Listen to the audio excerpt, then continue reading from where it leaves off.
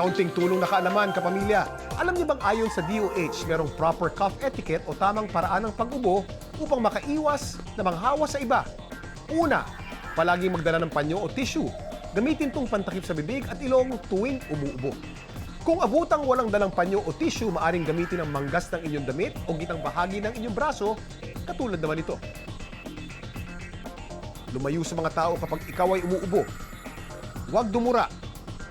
Itapon ng maayos ang gamit na tissue. Palaging maghugas ng kamay pagkatapos suminga o umubo. Gumamit din ng alcohol o hand sanitizer. Ito po si Kuya Kim nagpapaalala. Ligtas ang may alam.